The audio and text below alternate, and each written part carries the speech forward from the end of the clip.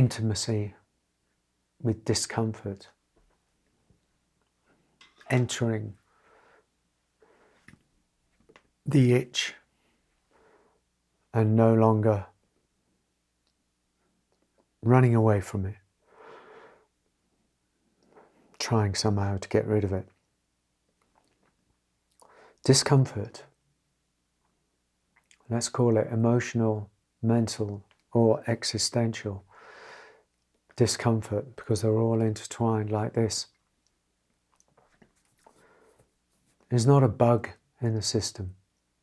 It's a feature of being human. Discomfort comes with spirit being, at least on the level of form, confined to an impermanent structure of flesh and blood and bone, experiencing vulnerability and pain, the suffering of being a separate individuation, having to get by in the world and having to survive through seeking adequate food and shelter. The great drivers of our desperate and noble search for security and safety and survival. Discomfort is not a bug, it's a feature. And in the modern world, our emotions, our relationships, our doing things, our history, our ancestry, our family, our wounding, our grievances, our abuses magnify the basic template of discomfort that comes with the experience of being a human being, making their way through life. It's a difficult affair,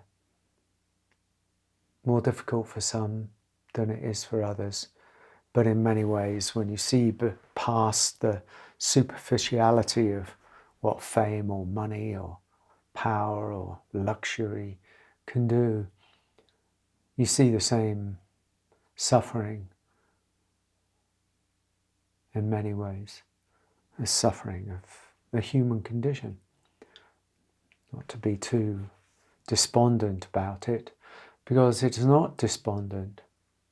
What creates and exaggerates the suffering is the idea, and let's just talk about the spiritual path, the idea or the secret hope, the awakening, enlightenment, realization is going to solve once and for all the issue of discomfort and the sort of hidden trick within that is, if I'm still feeling discomfort, then I haven't awakened. Because the wise ones, the enlightened ones, the masters don't feel any discomfort, as if we know what they actually feel.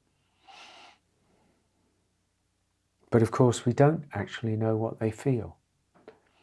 And that's not to be cynical about it, it's just to be truthful about it. We don't actually know what anybody feels, do we?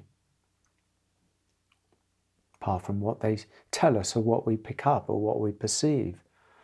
But we don't actually know. All we know is our own experience.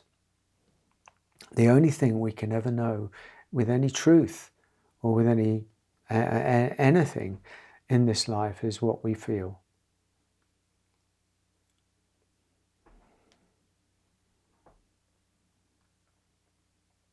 And so it comes back to us. it comes back to dropping the idea that awakening is going to somehow resolve the human condition by somehow transcending it or moving away from it or almost avoiding it altogether. But as long as we're avoiding it altogether or imagining that we can just cut to the chase and transcend it by enough meditation or inquiry or awareness, is not the truth. It just doesn't work like that, because we're whole units seeking inner harmony. And if there's a place of shadows, there's the place of discomfort and the place of irritation or hurt or pain that hasn't been incorporated into the whole, well, then we're not in harmony. We're in bypassing. We're in avoidance with the appearance of harmony. And that's not what most people are seeking, because it's actually not satisfying on the deepest level. And so that begs the question, what are we really going to do on a day-to-day, moment-to-moment, hour-to-hour basis with our discomfort, the discomfort that comes with the human condition? It manifests in our own individual ways. Of course, everything does.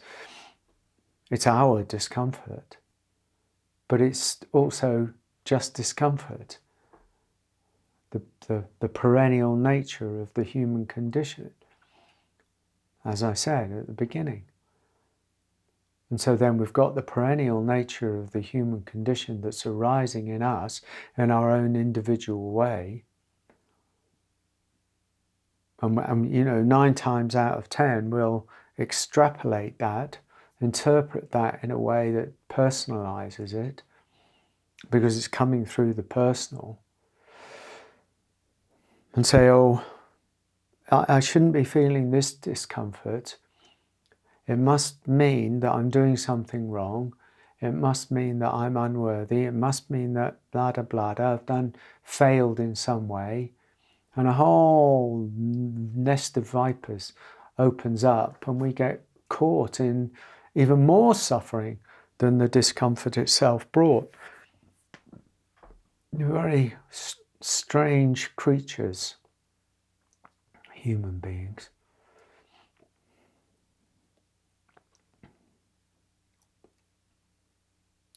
And so,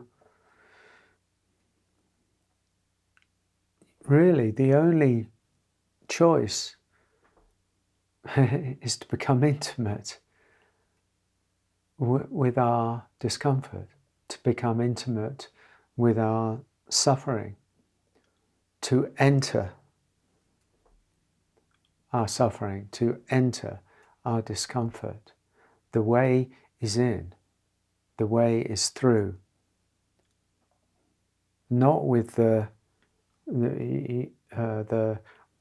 resistant aspect of ourselves, but if you like, with the loving awareness aspect of ourselves. To enter our own discomfort without judgment, to enter our own suffering without interpretation, but with great love. To enter deeply and intimately into whatever it is. And in this way, it starts to soften. It may not soften immediately, and it may bring feelings or emotions. It may bring grief, it may bring heat, it may bring sorrow, it may bring, a multitude of regret or anger, or, all of these emotions that rise up. But enter those as well. You sort of enter it with loving awareness, not as a thing to do. You see, these are not practices that I'm talking about. They're not like doing things. You can't box this up. This is not a boxable inquiry. That's the mystery, but also the deepest truth of it. You can't turn this into a sequenced number of events that is going to get you to arrive at a certain destination called no more suffering, or equanimous peace forever, or enlightenment, or awakening. It's not a sequenced horizontal path that goes from A through to Z. It just doesn't work like that. It goes much more mysterious, much deeper, much more intimate, much more unfathomable, much more natural, much because you're engaged in it. It requires your engagement, not your separation from it, to see everything within you as a thing. You're a living, breathing, mysterious, divine organism that operates on a multitude of levels of seemingly biological and existential and spiritual. But it's all one thing, all one integrated whole that has been sort of become fractured in many ways, or fragmented in many ways, into these seemingly separate bits. But it's only us that is separating ourselves up into little bits and then imagining we can put ourselves back together again by doing this, this, this, and this. But that's just not how it works. It's a mysterious return. We have to enter the mystery and activate our own intelligence, our own deeper intelligence. And that's what this is an invitation to. This is an invitation to enter with an awareness, a loving awareness that isn't a thing or a directive, into our discomfort. The discomfort in many ways is going to teach us, or how we experience our discomfort, what the discomfort is and why it's so difficult to live with it, becomes our greatest teacher. Our suffering, in many ways, is our greatest teacher. And we don't want to hear that, of course, because then it really means we have to listen to it. But it's actually part of the truth. And so this invitation, this profound invitation, is to stop thinking that it's the problem and start thinking of it in many ways as the hidden solution, the hidden teacher of suffering, the hidden teacher of discomfort. And that means we have to activate something very deep within ourselves. We have to activate something really very softly courageous within ourselves that can say, yeah, yes, I can go into this. I will go into this. Yes, it hurts. Yes, it's constrictive, but I'm willing. The willingness that I've talked about a million times. This is it. Be intimate. Become intimate with this discomfort, intimate with your suffering. Bless you.